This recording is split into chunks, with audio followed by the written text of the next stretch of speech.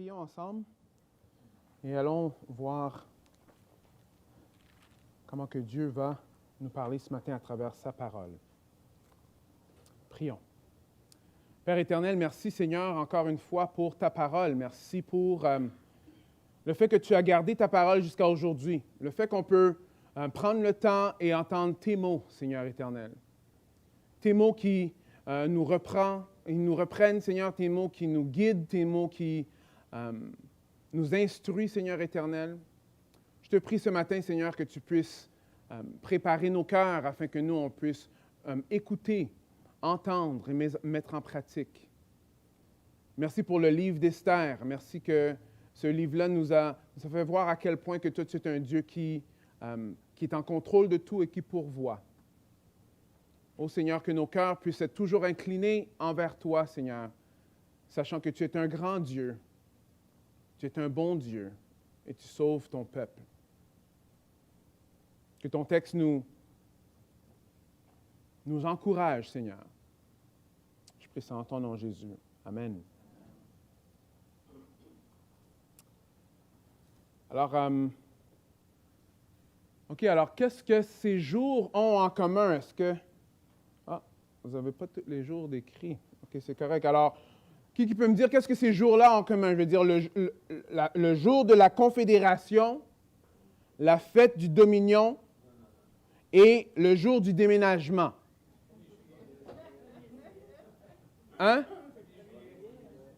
Alors, le jour de la Confédération, bon, c'est comme ça que ça s'appelait un peu le 1er juillet, ou la fête du Canada, la fête du Dominion, c'était aussi ça, c'était un autre nom qu'elle avait avant. Et le jour du déménagement, c'est comme ça qu'on l'appelle ici, au Québec. On appelle ça, c'est ça la fête du Canada. Mais si on observe un peu, on peut voir qu'au Québec, la fête du Canada n'est pas célébrée de la même façon que le 24 juin, qui est la fête de la Saint-Jean-Baptiste. Right? On voit qu'il y a vraiment, si on va en Ontario ou n'importe quelle autre province, on voit qu'il y a vraiment une grosse différence. Mais c'est intéressant, je suis allé voir un peu, c'est quoi un peu la signification de la fête de la Saint-Jean et pourquoi est-ce que nous, au Québec, on aime mieux célébrer celle-là que l'autre? Alors, ce qui est intéressant à savoir, c'est que la fête de la Saint-Jean a commencé avant même que le Québec soit né. Est-ce que vous saviez ça? Oui. Alors, c'est une fête qui date des années 1606, on pourrait dire, avant même qu'il y ait eu une fondation du Québec. Alors, ça vient, dans le fond, c'est une fête qui est reliée au solstice d'été. Right? Alors, ceux qui ont décidé, ils ont dit, bon, Jean-Baptiste, lui, il est né proche du solstice d'été, alors on va célébrer sa fête, le solstice d'été, qui fait en sorte que, tu sais, comme vous voyez, c'est comme un contrepoids avec Jésus, qui est le solstice d'hiver. Right? Alors, c'est une fête religieuse. C'est pour ça qu'on a le nom Jean-Baptiste, et c'est vraiment le Jean-Baptiste dans la Bible. Et c'est une fête qui n'est pas seulement célébrée ici au Québec, mais elle est célébrée en France, en Belgique, en Espagne, en Italie, Danemark, Portugal et aussi au Canada. Right? Aussi au Canada. Alors, au 19e siècle, après la conquête britannique, alors là, la signification du 24 juin a comme un peu changé. Right? Alors, les Français catholiques, ils ont profité de prendre le 24 juin pour affirmer leur identité. Alors, la fête est célébrée aussi par d'autres communautés francophones à travers le Canada, notamment les Acadiens, mais eux, ils le fêtent le 15 août. Le 15 août. Alors, voici un peu ce que monsieur, je m'excuse, j'ai perdu son nom. Ouais, bon. Oui, monsieur Mathieu Drouin va dire sur le site de l'Histoire du Canada, il va dire « Au sein du multiculturalisme canadien, les francophones de descendance française se doivent d'être solidaires afin que les communautés francophones minoritaires puissent continuer d'exister. » C'est en train de dire que c'est important que les francophones se rappellent de pourquoi il y a la Saint-Jean-Baptiste afin que les communautés francophones puissent exister. Il dit que c'est important qu'on se rappelle de ça. Pourquoi je vous parle de ça? En grande partie parce que c'est la fin de semaine du 1er juillet, Right? Mais on est aussi rendu à la fin du livre d'Esther. Et le livre d'Esther a été écrit afin que les Juifs se rappellent ce qui s'est passé dans le livre d'Esther. Et il y a une fête. La fête s'appelle Purim. Et les Juifs, jusqu'à aujourd'hui, ils célèbrent cette fête-là. Right? Alors, c'est un peu de la même façon que les Canadiens français vont dire « Rappelez-vous du 24 juin. » Rappelez-vous pourquoi on a cette fête-là. Mais Purim, c'est « Rappelez-vous de cette fête-là pour vous rappeler ce qui s'est passé dans le livre d'Esther. » C'est intéressant, n'est-ce pas? Right? Et aujourd'hui, c'est une fête qui est pleine de réjouissances. Right? Ça ressemble même un peu, des fois, du dehors, on peut voir, c'est comme leur genre de Halloween, parce que tout le monde va se déguiser et ils vont faire la fête. Et après, ils vont s'asseoir, ils vont écouter l'histoire d'Esther. Et quand Haman va sortir, ils vont faire « ouh », tu sais. Et oui, c'est vrai, c'est ça qu'ils font. « Ouh ». OK, bon. Il faut que vous riez parce que c'est supposé d'être drôle. C'est supposé d'être drôle, c'est vraiment ça. Et c'est une fête de joie et ils le font jusqu'à aujourd'hui. C'est intéressant. Alors, qu'est-ce que nous, on a vu à travers le livre d'Esther? On a vu plusieurs choses. Alors, pour ceux qui nous joignent pour la première fois, on a commencé le livre d'Esther et on n'est pas en Jérusalem. On est en Perse, dans la ville de Suse, où est-ce qu'il y a un roi qui s'appelle Xerxès, un roi spécial. On voit que c'est un mou, un orgueilleux, un vantard.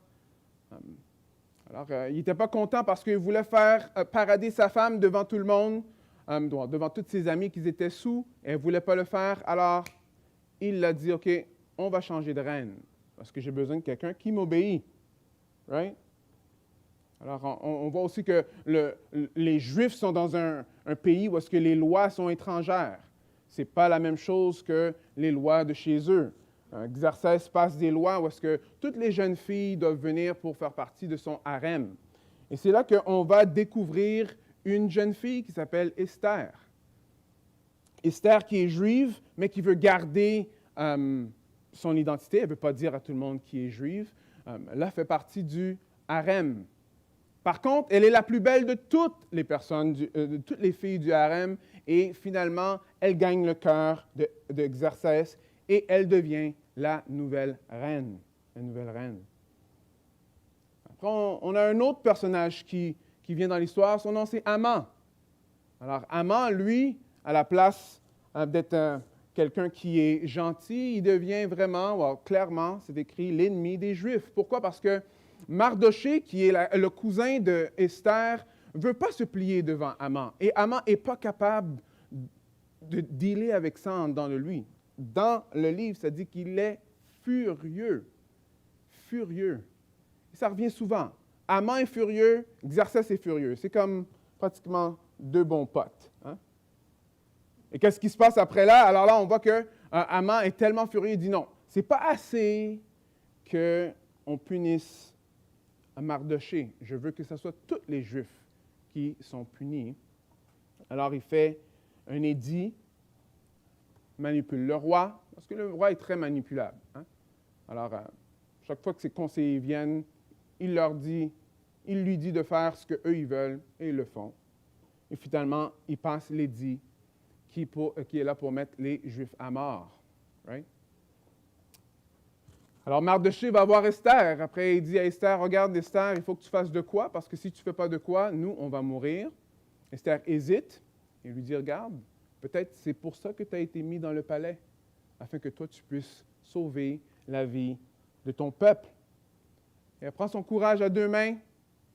Après avoir prié pendant un bon bout de temps, elle va voir le roi et va le convaincre de venir manger chez elle, parce qu'elle va lui dévoiler et lui expliquer tout ce qui se passe. Jusqu'à date, le roi ne sait même pas qu'il est marié ou que sa reine est une juive. Hein?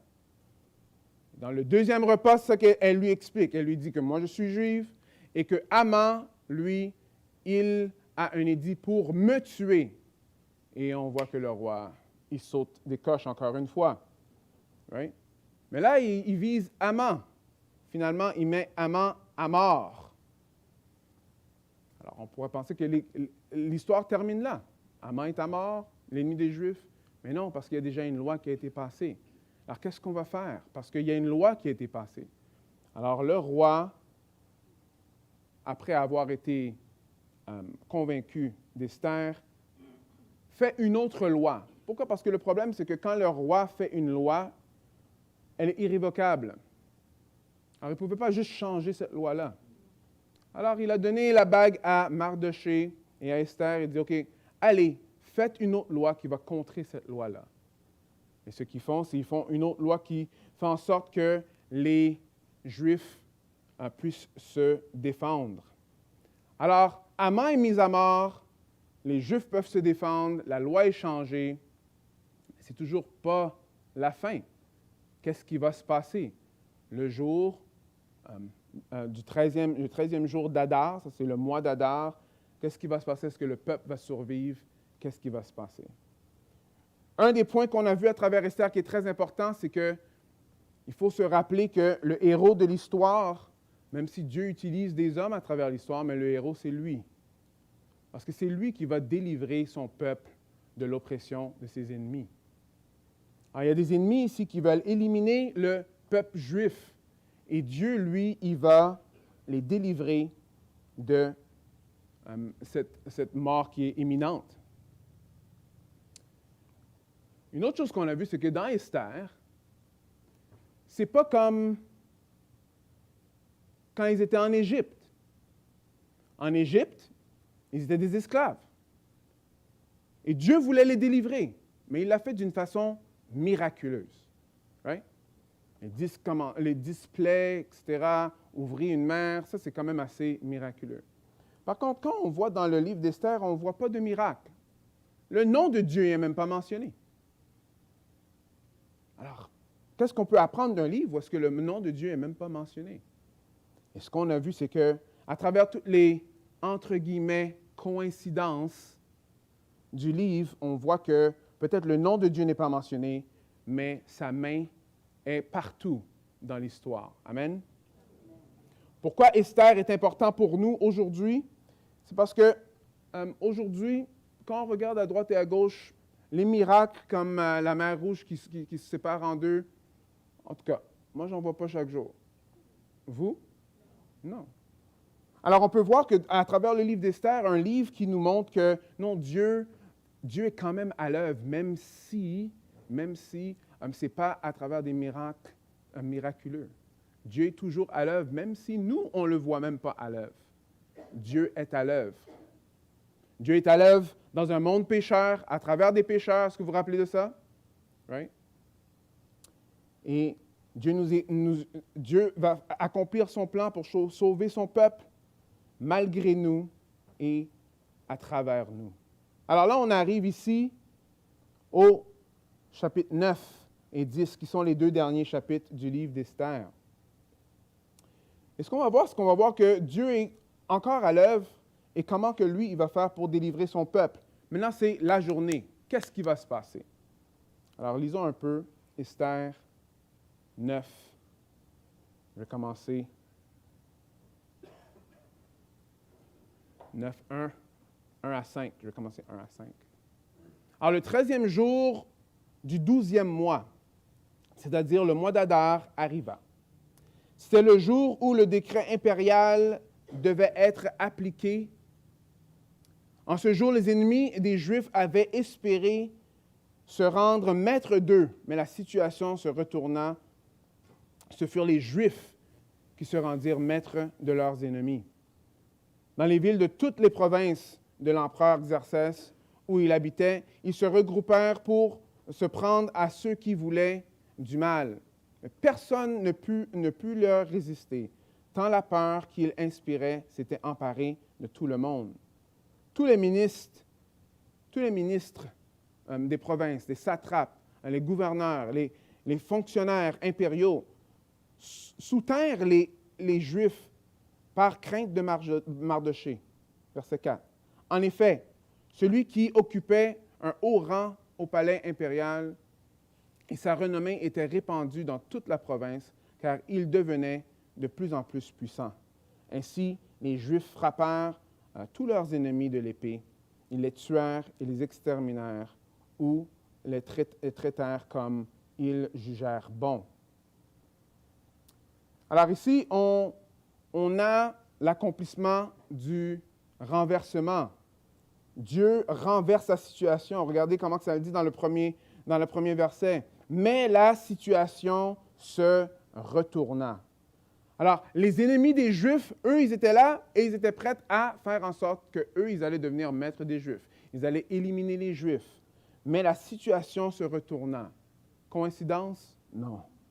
On sait que c'est Dieu qui fait retourner la situation. Alors, Purim. Est-ce que vous vous rappelez ce que ça veut dire Purim? Ou pour? Non? Non. Alors, Purim, ça veut dire, c'est une autre façon de dire tirer les dés, dans un sens. Tirer au sort.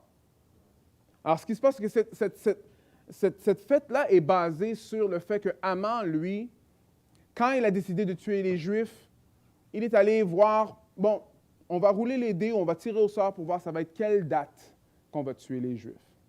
Right? Alors, lui, il est allé et ils ont dit, OK, tire au sort. Et ils ont tiré au sort et ils ont trouvé une date. Ce qui est intéressant de savoir, c'est que cette date-là était 11 mois plus tard. Et tout ce qu'on a lu là, c'est tout ce qui se passe pendant ce 11 mois-là. Là, on est arrivé à la dernière date et les choses ont changé. Il y a un verset dans la Bible qui dit ceci. On jette le sort dans le pan du vêtement du prêtre, mais quoi? C'est de l'Éternel que dépend toute décision. Alors, Haman pensait qu'il était intelligent d'aller tirer au sort pour trouver une date. Ce que lui n'avait pas réalisé, c'est qu'en faisant ça, il ne comprenait même pas que c'était Dieu qui était en contrôle de tout. Alors, même la date, c'est Dieu qui l'a choisie afin de défaire ses plans. Dieu renverse les situations qui ont l'air irréversibles. Mais c'est intéressant parce que si on continue à lire, on va voir la façon qu'il l'a faite.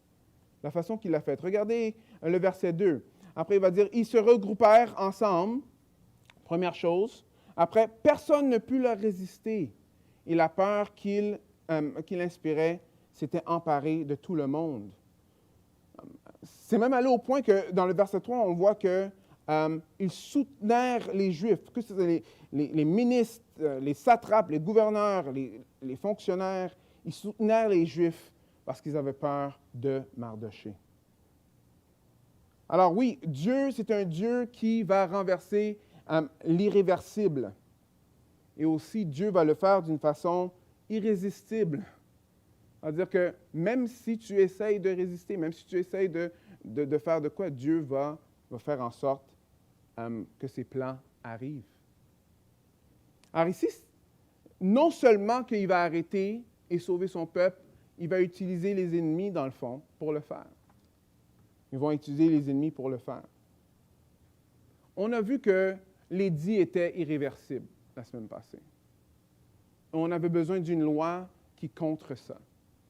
Mais on sait que, bon, les Juifs auraient pu tout perdre en ce moment dans la bataille. Mais non, Dieu a fait en sorte encore plus que même les gouverneurs, tous les Perses, sont alignés parce qu'ils ont peur de Mardochée. C'est qui a mis Mardochée où est-ce qu'il est en ce moment? C'est Dieu. Qui lui a donné la puissance? C'est Dieu. On voit que Dieu, lui, il va sauver son peuple et il va le faire d'une façon où est-ce que le peuple ne peut même pas résister. J'avais dit un point la semaine passée, mais je pense que c'est important de le retoucher. Parce que cette idée de loi irréversible face à une autre loi qui va défaire cette loi-là, si tu ne connais pas Christ, il faut que tu comprennes que Dieu a déjà décrété une loi qui est irréversible. Et cette loi-là, c'est le salaire du péché, c'est la mort. C'est la mort. Et ce n'est pas une loi qui peut être renversée. Right? Alors, ce que Dieu, lui, il a fait, c'est qu'il a envoyé Christ. Et le don gratuit de Dieu, c'est la vie éternelle avec l'union avec Jésus-Christ. Alors, le péché, ça touche tous. Et le péché va vers la mort éternelle. Mais comme on voit ici, il y a une autre loi qui est donnée, la loi de la grâce, et qu'on peut juste goûter en Christ. Il n'y a personne qui va échapper. Et on a besoin de Jésus pour être sauvé. Et frères et sœurs, on a besoin de s'attacher à Christ tout le long de notre vie. Vivre par l'Esprit.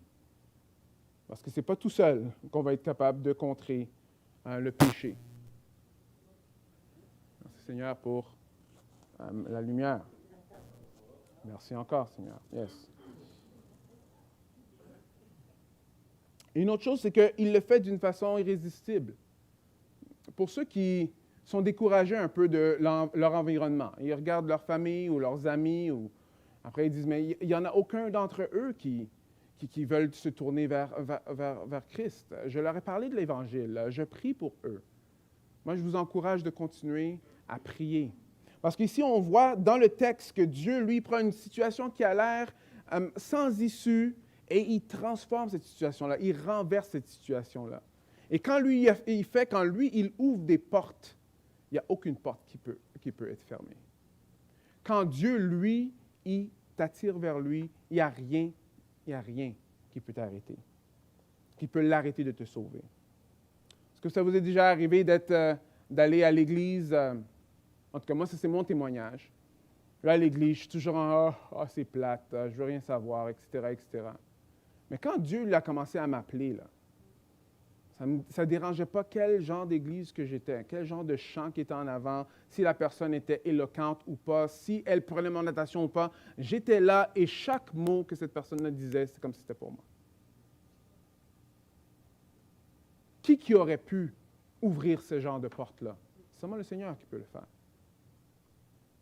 Des situations qui ont l'air irréversibles, Dieu est capable de le faire. Qu'est-ce que ça veut dire pour nous qui prions pour ceux qui sont autour de nous? C'est qu'il ne faut pas perdre courage. Quand on perd courage, c'est parce qu'on veut mettre les choses sur nos épaules à nous. Quand on perd courage, c'est parce que, si je l'avais dit comme ça, ou si je l'avais fait comme ça, mais ce n'est pas comme ça que les choses fonctionnent. Avez-vous déjà répondu à toutes les questions parfaitement et vous pensiez que la personne avait avancé dans la foi, mais finalement, elle n'a pas avancé du tout? Hein? Et une autre fois, ça sortit tout croche et la personne est venue à l'Évangile. Quand Dieu ouvre les portes, right, il n'y a rien qui peut les fermer. Right? Alors ici, on voit que Dieu ouvre les portes pour le peuple d'Israël et il utilise les Perses pour le faire. Il utilise les Perses pour le faire. Parce que Dieu, non seulement il est là pour renverser la situation, mais il le fait d'une façon que les autres, ils ne peuvent pas résister. Ils ne peuvent pas résister.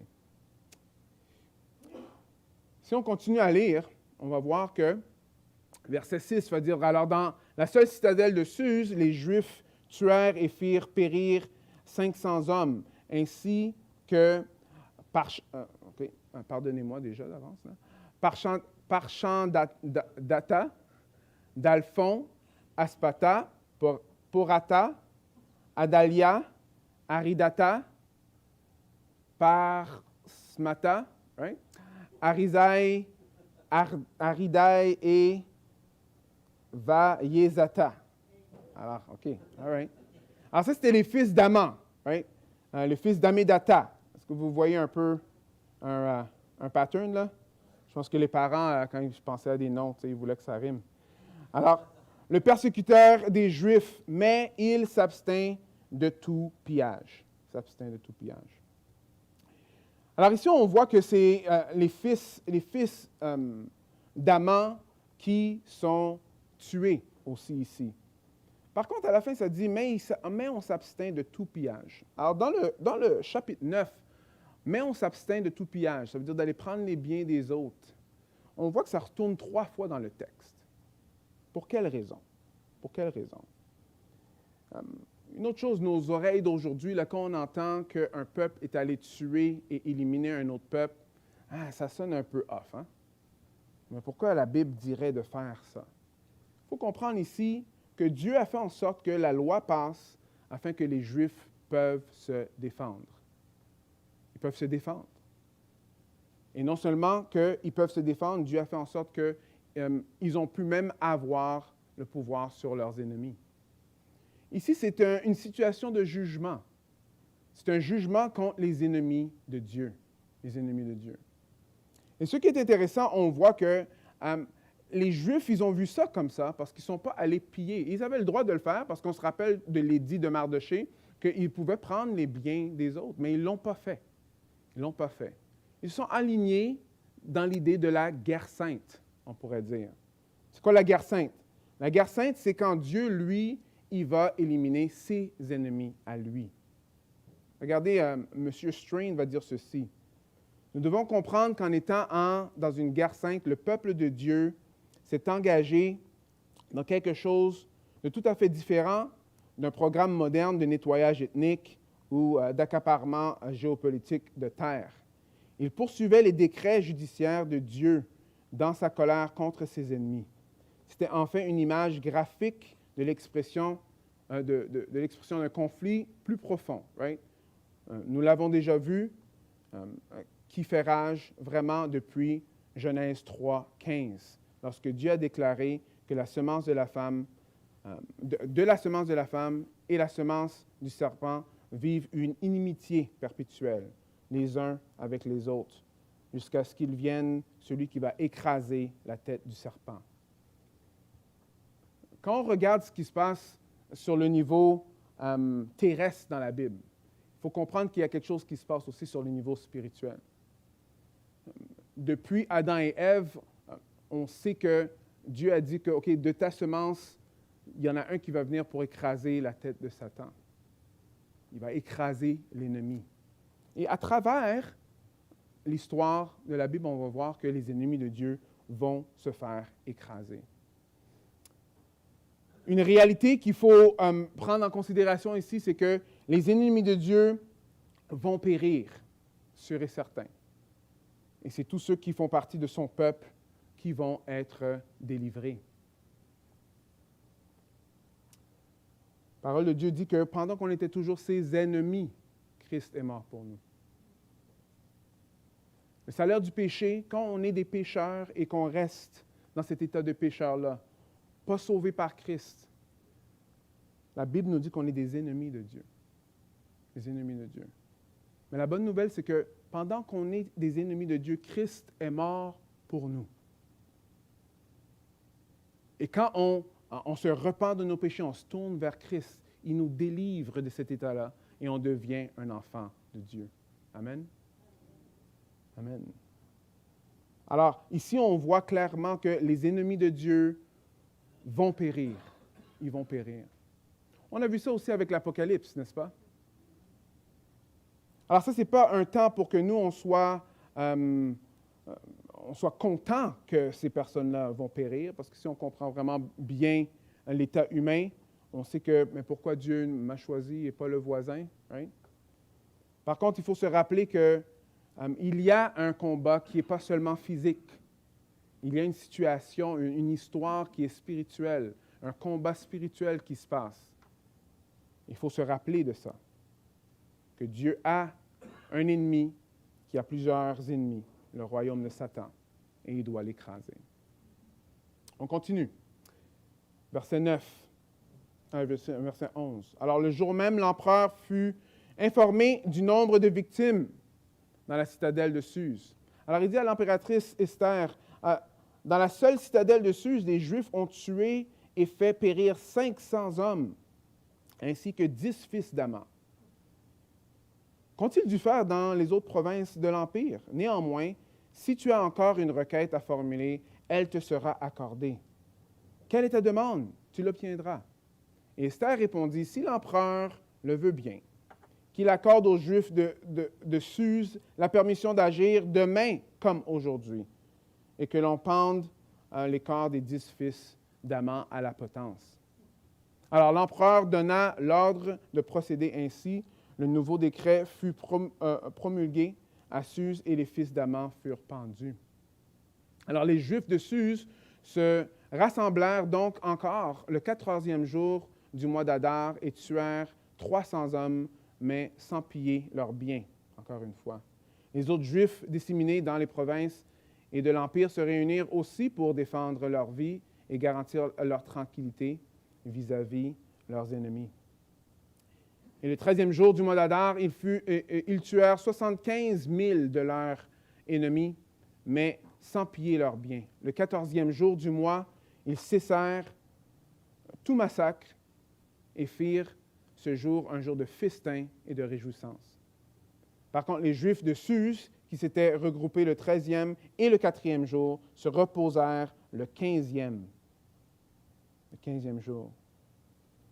Et c'est ce jour-là qu'ils firent des festins et se livrèrent à des réjouissances. Alors, c'est ce qui explique pourquoi les Juifs disséminés dans les campagnes et ceux qui habitent dans la localité des campagnes font du 14e jour du mois d'Adar un jour de fête, de réjouissance et de festin, et s'envoient mutuellement des cadeaux ce jour-là. Alors, il y a deux mots qui retournent souvent dans ce texte-là, et c'est repos et réjouissance. Repos et réjouissance.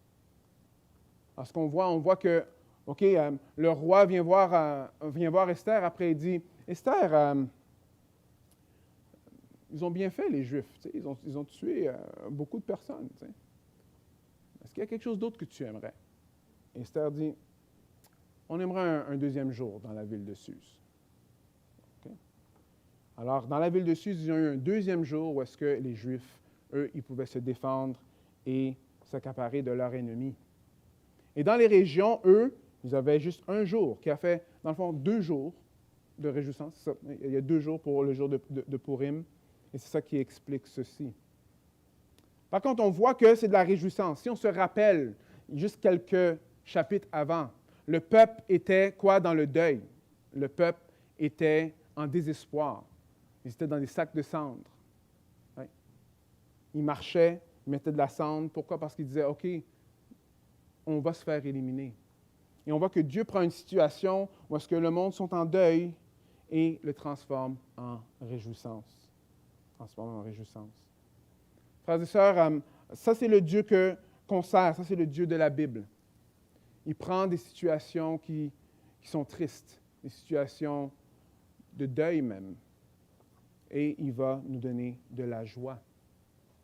Vous savez, ce n'est pas la circonstance qui fait en sorte que nous, on a de la joie, mais c'est Dieu qui nous donne la joie, même à travers les circonstances les plus tristes, les plus tristes. Où on voit que Dieu, non seulement il sauve son peuple, mais Dieu donne de la joie à son peuple ici. Est-ce que vous voyez ça? Et deuxièmement, on voit que c'est des mots qui retournent. Alors, après, ils se reposèrent. On voit que Dieu donne du repos de nos ennemis. Dieu donne le repos de nos ennemis. Une des choses qui peut épuiser le chrétien énormément,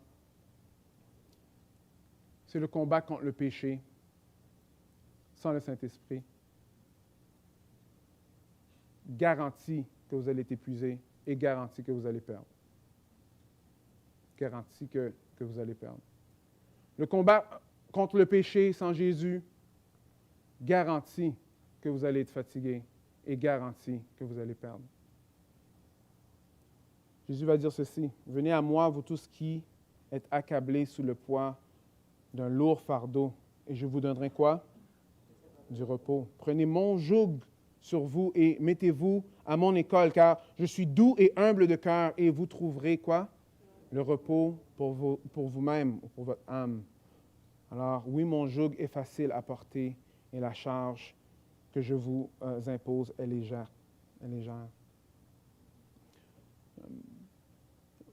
Vous voyez ici, ce qu'on voit, c'est que c'est Dieu qui a fait en sorte que la situation se passe comme ceci. Ce n'est pas les Juifs. C'est Dieu qui a arrangé la situation. Oui, c'est vrai, comme on a vu. Esther, il fallait qu'elle réponde. Il fallait qu'elle fasse confiance à Dieu. Et Dieu l'a utilisé. Par contre, c'est Dieu qui arrange ces choses-là. Es-tu fatigué? Es-tu accablé? Jésus-Christ dit qu'il faut qu'on vienne vers lui, parce que son joug est léger. Son joug est léger. Nous, si vous êtes moindrement comme moi, mais nos attentes envers nous-mêmes sont souvent bien plus hautes que les attentes que Dieu a envers nous. Dieu sait que nous, on a besoin de lui. Alors, il nous donne son esprit. Mais nous, on va essayer de faire de quoi? Nous, on va essayer de se justifier. Tu sais, quand ça ne va pas bien dans une semaine, qu'est-ce qu'on fait?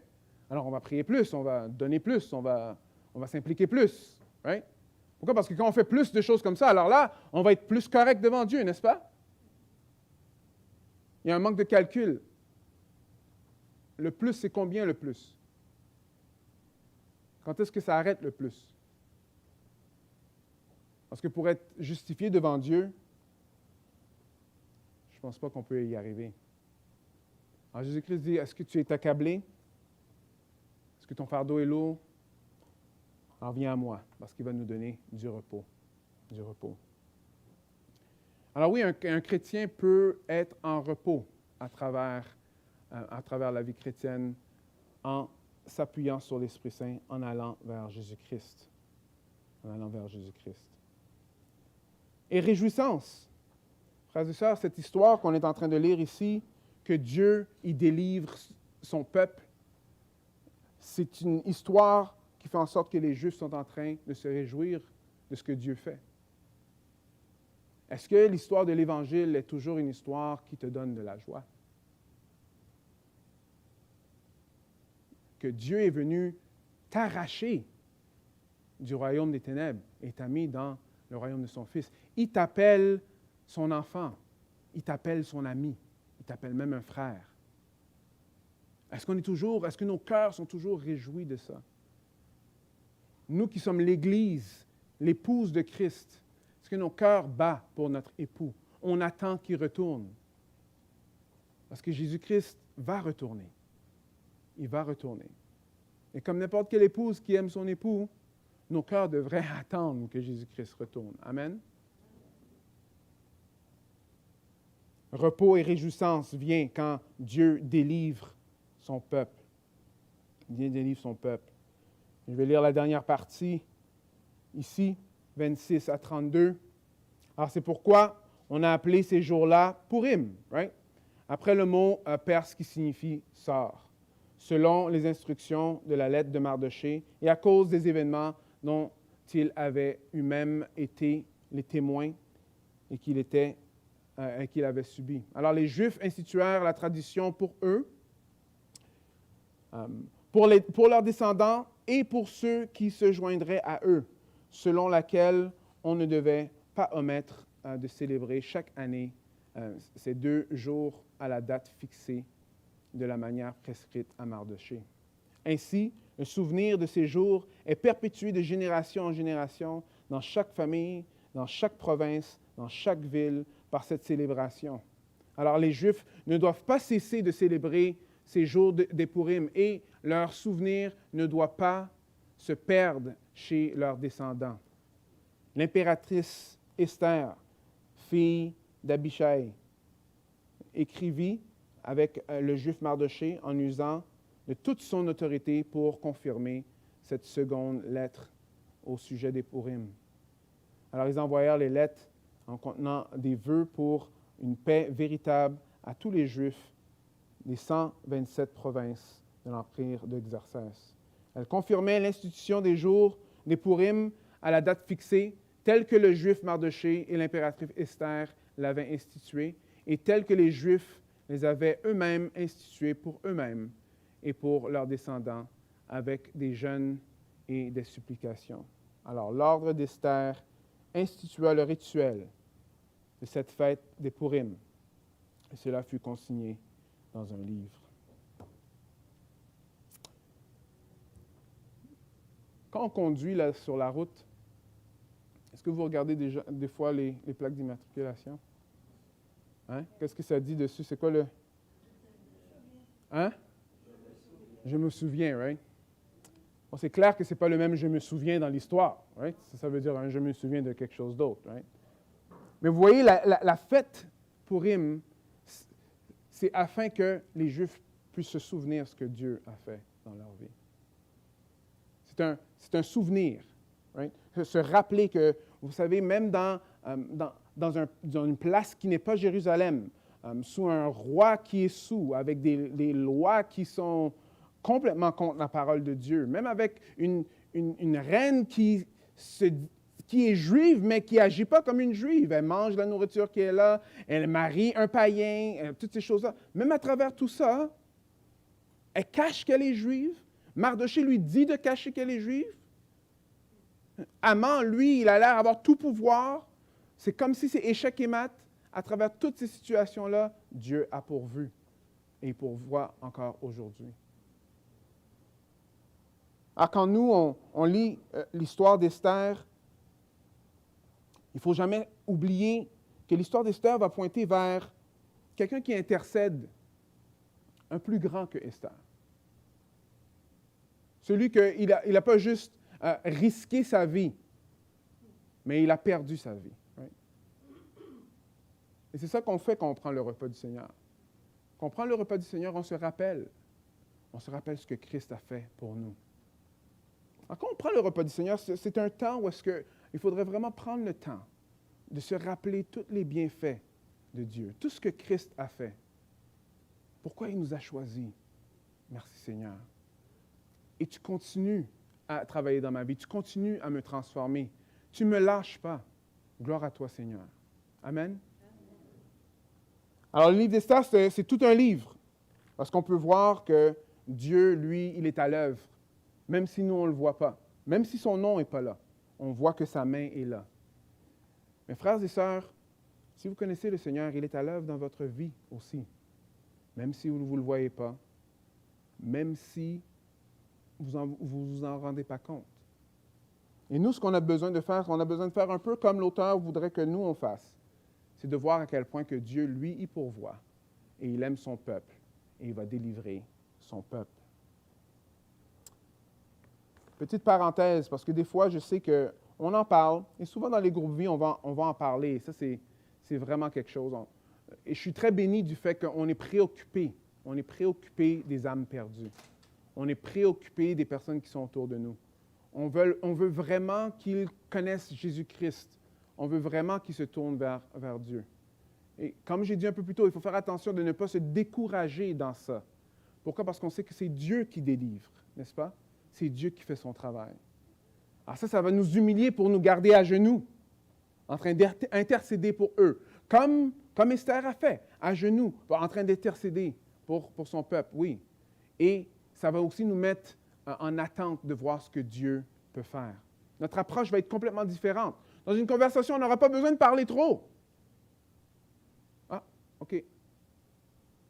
Des fois, on ne va même pas avoir besoin de OK, regarde, j'ai un autre verset pour toi. Non, on va comprendre. J'ai parlé, maintenant c'est dans la main du Seigneur. Le Seigneur fait de quoi? Je ne sais pas pour vous, mais moi, je sais que c'est comme ça que Dieu, lui, il est venu me chercher.